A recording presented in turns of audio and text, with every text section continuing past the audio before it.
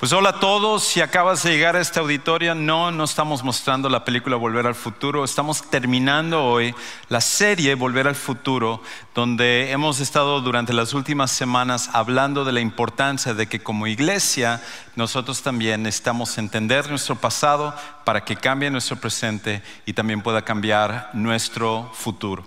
Todos ustedes que nos están viendo en línea, bienvenidos a Sugar Creek, al igual que todos los que están en este auditorio.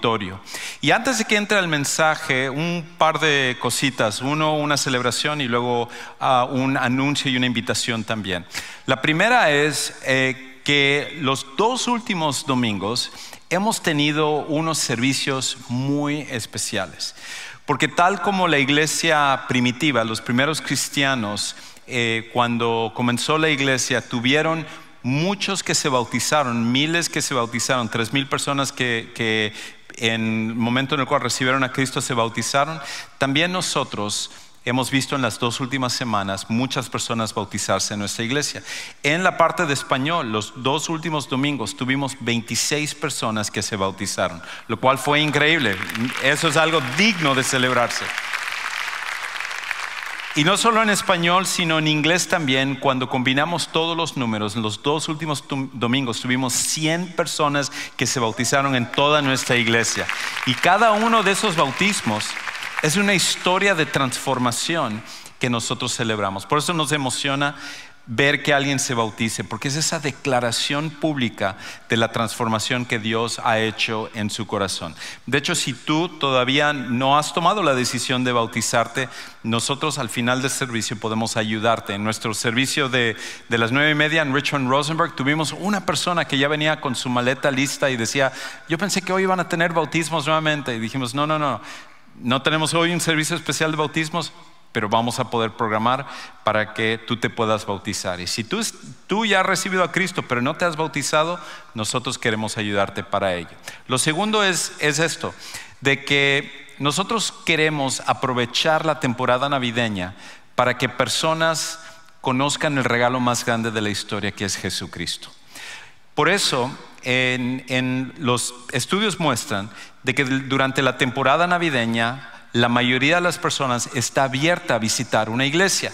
Tus amigos, tus vecinos, tus compañeros de trabajo, familiares, cuando tú les invitas para la época navideña, como que ellos se prestan más para hacerlo, contrario a lo que probablemente no lo harían en otras épocas del año. Y por eso nosotros lo que hemos hecho es que estamos trabajando en producir 3 domingos muy especiales con servicios navideños.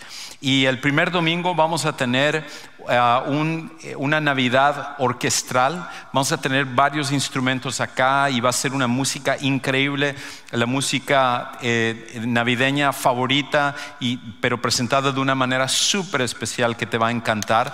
Luego el siguiente domingo vamos a tener un invitado especial que es Koalo Zamorano, que es un artista cristiano muy conocido.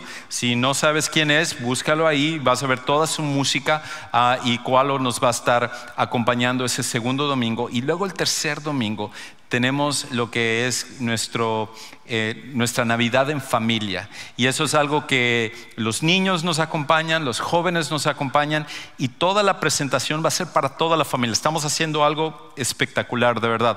No vas a querer perderte ese tercer domingo. Ahorita es secreto, pero ese domingo te va a encantar a ti y a tu familia.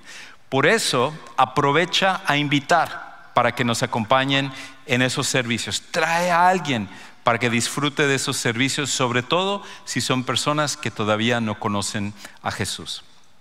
Muy bien, basta de comerciales. Ahora sí, Volver al Futuro. Hoy estamos terminando esta serie de Volver al Futuro y tomamos la temática de la famosa trilogía de películas que salió en la década de los 80s y que realmente fue unas películas que pusieron de moda, que se convirtieron en clásicas, y trata acerca de este chico, un chico adolescente de 17 años que se llama Marty McFly, que accidentalmente regresa al pasado en una máquina del tiempo que inventa su amigo y mentor, el doctor Emmett Brown.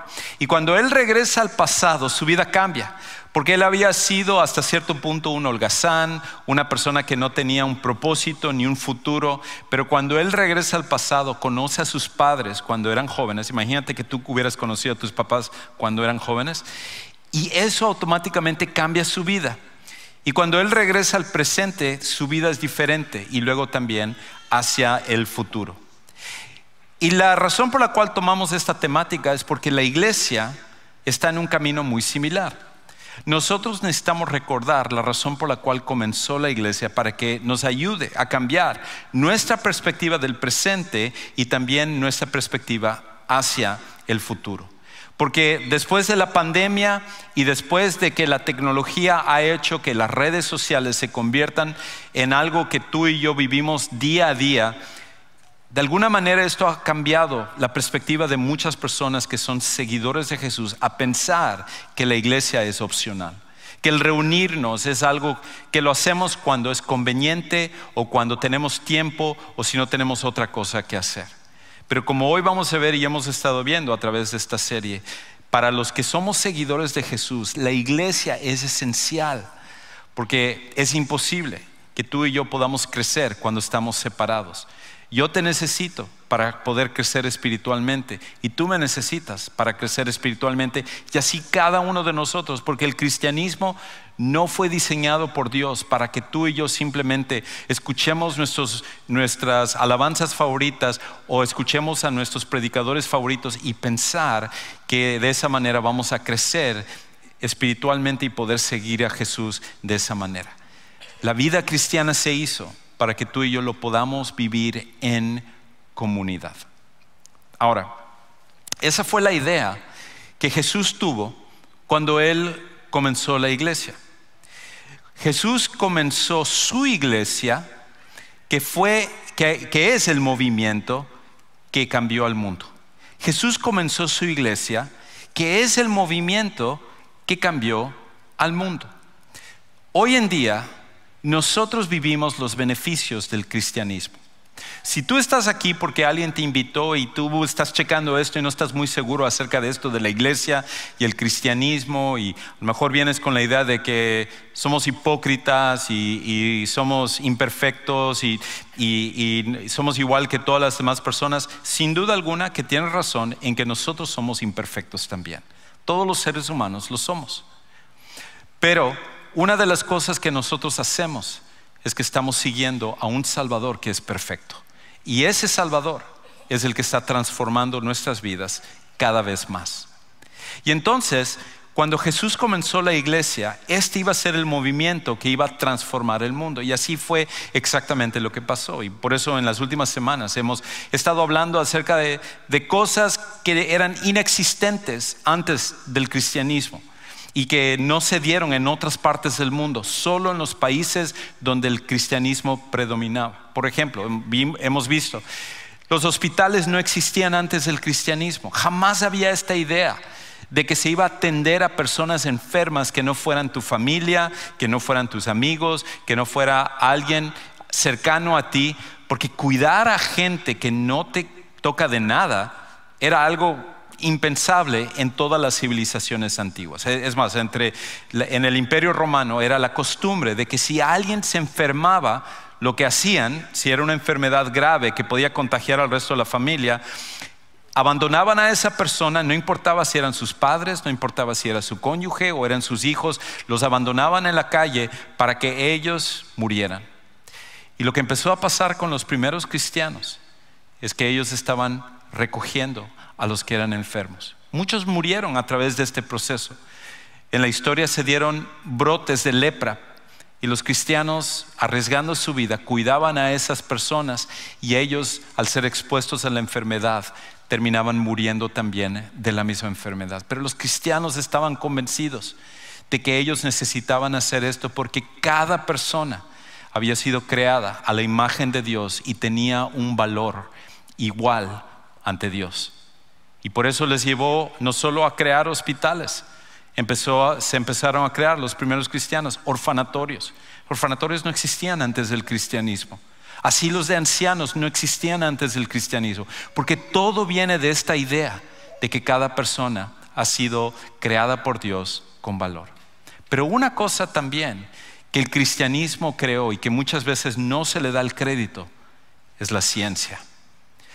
Algunas personas critican al cristianismo y dicen de los cristianos: no, ustedes son unos fanáticos, ustedes son personas que creen en supersticiones y leyendas y mitología, pero lo que realmente importa es la ciencia, es lo que podemos comprobar, es lo que los científicos están haciendo y la gente preparada y estudiada. Y de alguna manera quieren contraponer al cristianismo con la ciencia, pero lo hacen ignorantemente, porque la ciencia no existiría sin el cristianismo. Es más, todos los primeros científicos que ayudaron a la revolución científica que hoy nosotros vivimos, todos eran cristianos y todos fueron motivados por su deseo de querer honrar a Dios y entendiendo que el mundo fue creado de una manera regular, con leyes y principios que los seres humanos podían descubrir. Y gente que era tan brillante como el famoso científico Isaac Newton, que fue el que formuló la teoría de la gravedad. Él, cuando vio el mundo y la regularidad del universo, él pudo decir: Dios ha creado esto para que los seres humanos lo podamos entender, y por eso sus libros de ciencia han sido dedicadas a la gloria de Dios. Y como él, gente como Louis Pasteur y Blaise Pascal, que fue un famoso matemático. Y cuando empezamos a ir en la lista de todos los primeros científicos, todos eran cristianos. Y con el paso del tiempo en la ciencia, muchos de los científicos más destacados continúan haciendo su trabajo por la fe que tienen en Jesucristo. Y lo que es increíble es que hoy en día la cosmovisión o la forma de ver el mundo de muchos de estos científicos seculares es el tratar de decir: no, ahora separamos cristianismo de la ciencia, y el cristianismo no sirve. Lo que es acá, la ciencia es lo único que sirve. Pero cuando hacen eso, es otra vez ignorancia, porque es el cristianismo el que permitió que la ciencia pudiera florecer y ser lo que es hoy en día. Es por esa razón que en otras partes del mundo no se dio esta revolución científica. No se dio en Asia o inclusive en Latinoamérica o en el Medio Oriente, porque fueron los países donde el cristianismo estaba brotando y creciendo, porque esta idea motivó a esta gente a inventar las cosas que estaban inventando. Y es por esa razón que nuestro mundo es mucho mejor hoy en día por el cristianismo, aunque la gente quiera darle crédito o no lo haga. Pero lo más importante que transformó el mundo fue el hecho de que cuando Jesús vino, trajo salvación para la humanidad y esperanza, no solo para esta vida, sino para la vida eterna.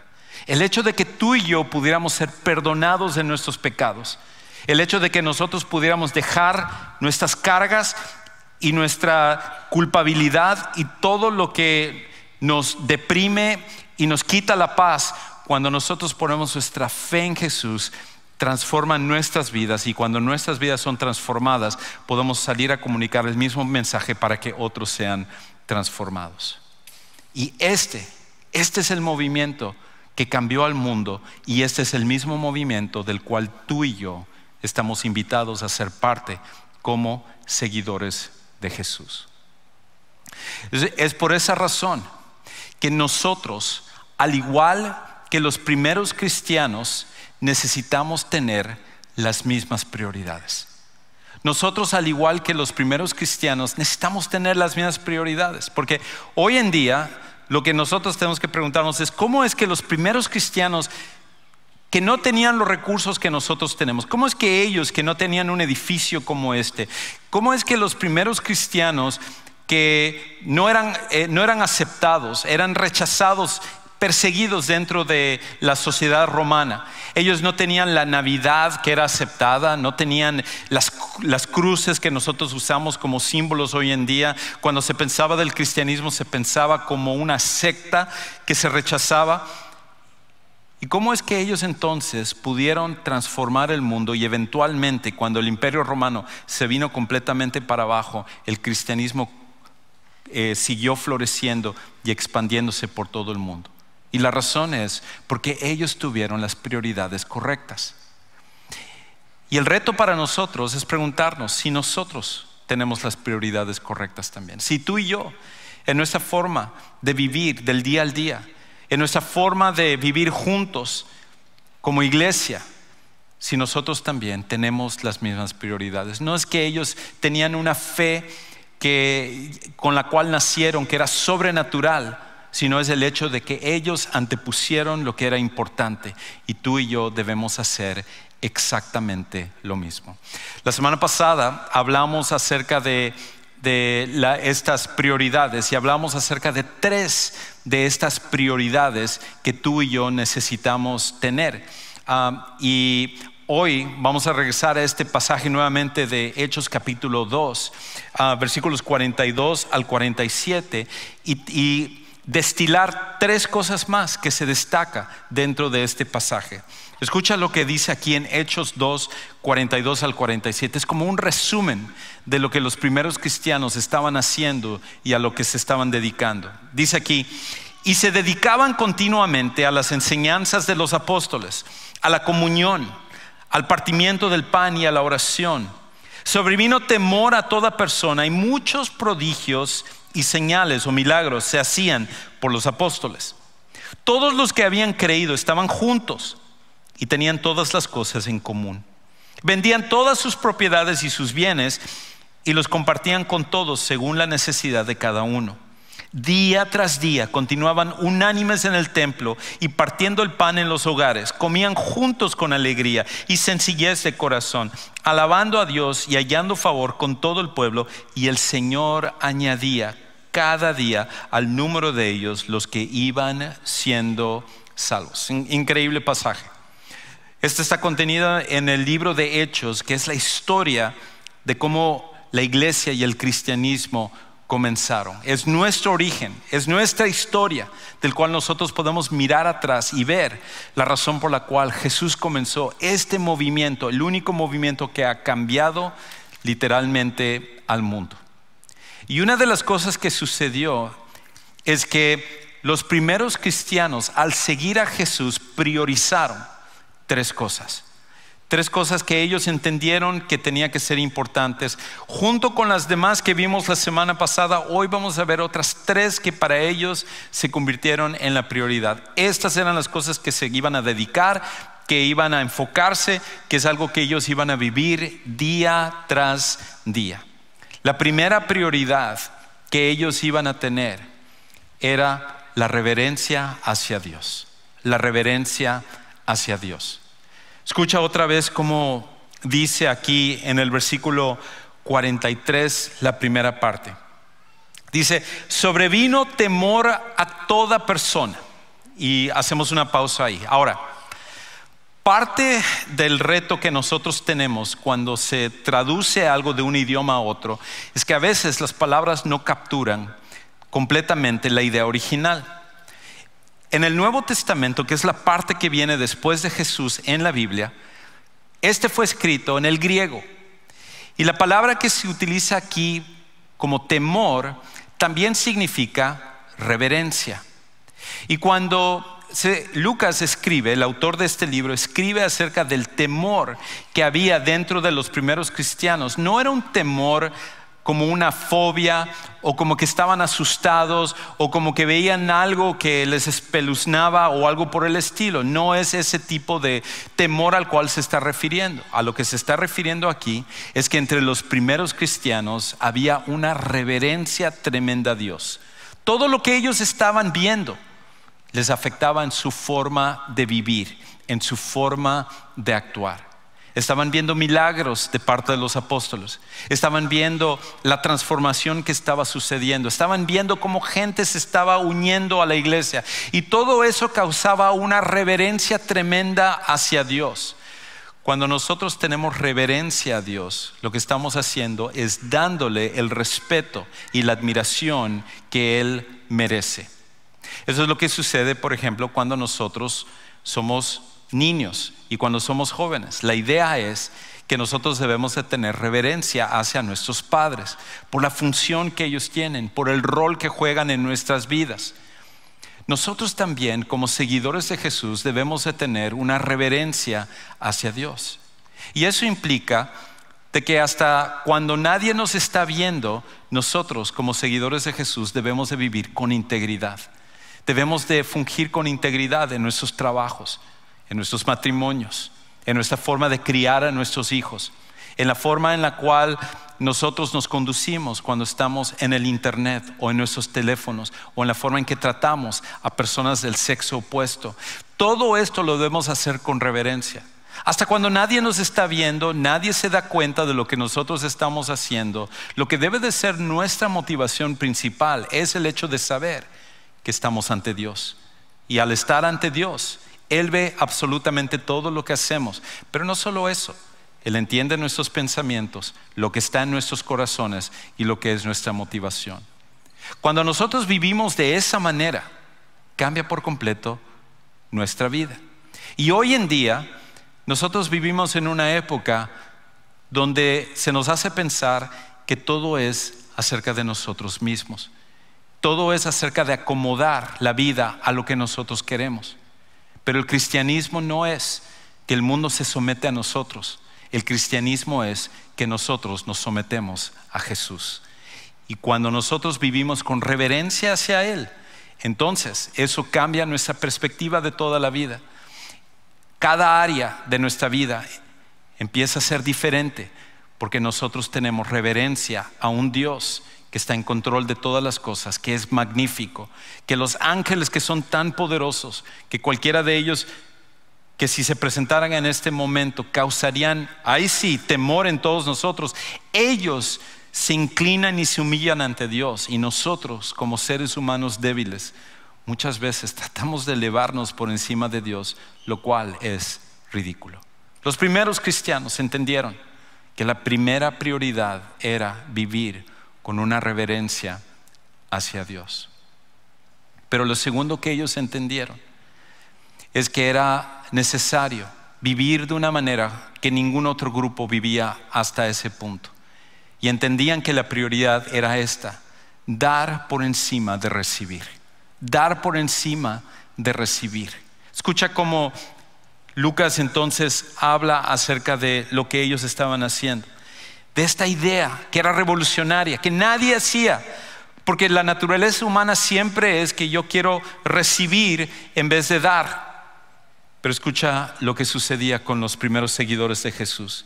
Versículo 45. Vendían todas sus propiedades y sus bienes y los compartían con todos según la necesidad de cada uno. Esto fue lo que empezó a transformar a la gente que estaba a su alrededor, y empezaban a ver a los primeros cristianos y decir: ¿ya viste cómo tratan a las personas? ¿Ya viste cómo tratan a los extraños? ¿Ya ves cómo tratan a los pobres o tratan a la gente necesitada?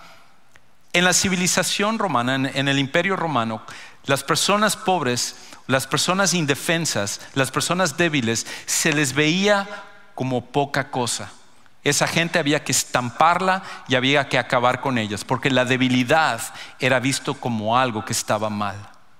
Pero los cristianos empezaron a ver que aquellos que eran débiles debían de tratarlos con dignidad y ayudar a aquellas personas.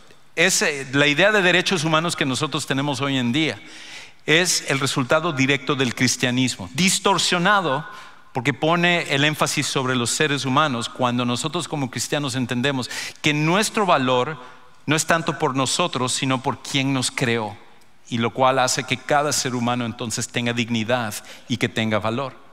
Y entonces los primeros cristianos, al ver a aquellos que eran débiles, empezaron a tratarles y ayudarles y compartir de lo que ellos tenían para ayudar a esas personas. Es por eso que nosotros hablamos acerca de generosidad en esta iglesia cada semana. Es por eso que tenemos una oportunidad de poder compartir de lo que tenemos. Algunas personas critican y a veces en línea ponen comentarios: ustedes lo único que quieren es sacar dinero. No, lo que queremos es ser generosos con lo que tenemos. Es poder compartir de lo que tenemos, porque entendemos que todo lo que nosotros compartimos, al final estamos compartiendo lo que Dios comparte con nosotros. Lo que tú y yo tenemos al final le pertenece a Dios, no nos pertenece a nosotros. Hace años me acuerdo la primera iglesia donde mi esposa y yo comenzamos a trabajar. ahí en la época de la prehistoria. Nosotros, la primera pareja con la cual empezó a trabajar con nosotros, ella se casó con un señor y el señor era viudo. Y entonces, cuando ellos se casaron, empezaron a tomar las cosas de la esposa que había fallecido y empezaron a meterlo en cajas y todo. Y un día ella nos llamó y nos dijo: ¿saben qué? Aquí tengo cajas para donar para la iglesia, para que se reparta entre los que lo necesiten. Y entonces fuimos a buscarlo y empezamos a ver, mi esposa y yo empezamos a revisar, y me dio una gran tristeza porque en la caja habían muchos artículos personales de la mujer que había fallecido. Y entonces yo veía, por ejemplo, tenía unos platitos ella que había coleccionado con el paso de los años, lugares donde ella había visitado de otras partes del mundo, aquí en Estados Unidos, y luego había fotos de ella, y había joyería, y había otras cosas, artículos personales. Y al final es eso lo que me hizo pensar. Dijo: wow, quién sabe cuánto tiempo ella pasó recolectando esto y las memorias de todo esto, para que termine en una caja que va a ser repartida en personas que ella jamás llegó a conocer. Lo mismo va a pasar con lo que tú y yo tenemos. Lo mismo va a pasar. Es imposible llevarnos las cosas que nosotros tenemos, excepto de una manera: cuando somos generosos con otros. Porque una de las cosas que Dios toma en consideración es que cuando nosotros compartimos, Él siempre va a recompensar nuestra generosidad. Y nosotros no vivimos de esa manera solo individualmente, lo hacemos como iglesia también. Durante la pandemia, una de las cosas que sucedió es que cuando la gente empezó a quedarse en sus casas, empezó a haber problemas con respecto a la falta de comida y de varias cosas. Y ahí sí, tú te acordarás, cuando comenzó esto de la pandemia, ahí sí había un temor que empezó a expandirse entre todas las personas cuando llegaban y veían en los noticieros gente que estaba muriendo, hospitales que se estaban llenando. Ibas a la tienda y se acababa la comida, y aún más, Dios ni lo quiera, se acababa el papel higiénico. ¿Y qué íbamos a hacer con respecto a todo eso? Y lo que nuestra iglesia comenzó a hacer es que empezó a pedir que se donara. Y nosotros, en la época, toda esa época del año de la pandemia, nosotros repartimos 100 toneladas de comida a familias necesitadas en nuestra comunidad. Porque nosotros queremos ser una iglesia que se nos conozca por dar, no solo por recibir. Hace un año hubo un huracán en Luisiana que pasó, y cuando pasó trajo destrucción a muchas ciudades. Una de ellas es la ciudad de Lake Charles. Y en Lake Charles había una iglesia, y en esa iglesia ellos sufrieron el daño de que su auditorio, el techo fue parte de ella destruida, y la casa donde vivía el pastor al lado de la iglesia también se dañó. Y el costo para ayudar a reparar eso era $50,000 para ayudar a reparar el techo, y $10,000 para ayudar a reparar la casa donde estaba el pastor. Y nuestra iglesia tomó la decisión de mandar esos $60,000 para ayudar a una iglesia que no conocemos, que no tenían una relación con nosotros, pero que tenían una necesidad. Y cuando esa necesidad llegó a nosotros, dijimos: esto es lo que nosotros tenemos que hacer. El año pasado, durante todo el año de la pandemia, muchas personas de nuestra congregación se quedaron sin trabajo, y de nuestra comunidad. Y varias personas vinieron pidiendo ayuda para poder pagar su renta, para poder pagar su luz y todas sus demás cuentas. Y durante el periodo de un año de la pandemia de nuestra iglesia repartió en ayuda económica $100,000 para ayudar a gente de nuestra iglesia y gente necesitada en nuestra comunidad. Nosotros queremos ser una iglesia que se nos conozca por dar en vez de recibir. Es de forma individual, usamos lo que tú das, pero también como iglesia estamos tratando de usar nuestros recursos siempre para bendecir y ayudar a los que tienen necesidad. Los primeros cristianos entendieron eso y lo hacían. Por cierto, un comentario con respecto a esto: hoy en día Equivocadamente en muchas universidades se enseña que el comunismo y el socialismo son cosas aceptables. Y usan muchas veces este pasaje para decir que Jesucristo fue el primer comunista y el cristianismo, el cristianismo fue el comienzo del comunismo. Eso no podría estar más errado. El comunismo como el socialismo son una basura que nunca ha funcionado en ningún lugar históricamente donde se ha puesto esto. Y el cristianismo jamás será el comunismo o el socialismo. Y aquí viene la gran diferencia.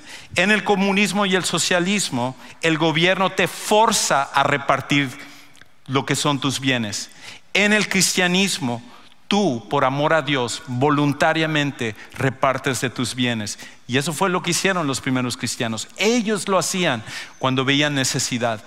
No venía ninguna persona a repartir de forma igual para todos, porque al final no necesitamos de estos sistemas creados por hombres cuando nosotros seguimos a Jesús y hacemos lo que Él mismo nos llama a hacer. La tercera prioridad que tuvo la iglesia cristiana, y es la última, es el hecho de que los primeros cristianos entendieron la importancia de modelar a Jesús ante otros con sus vidas y sus palabras.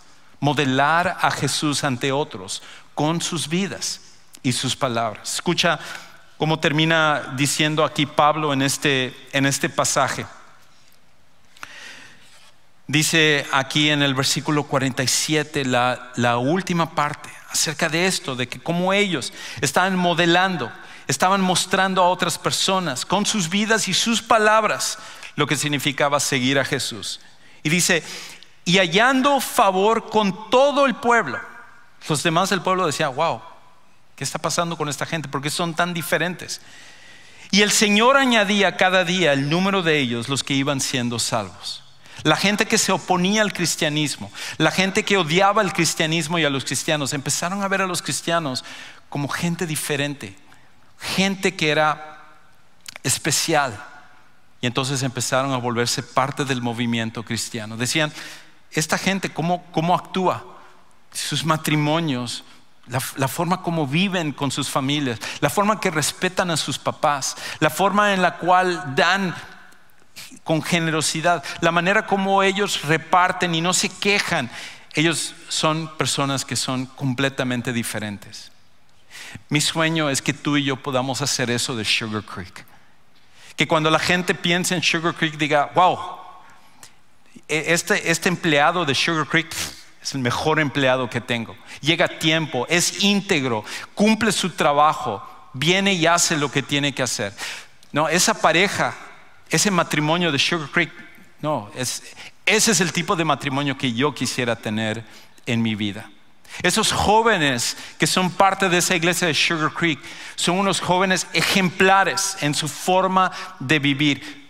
Contrata a esa persona para que te venga a hacer ese trabajo porque es de Sugar Creek y esa gente es increíble.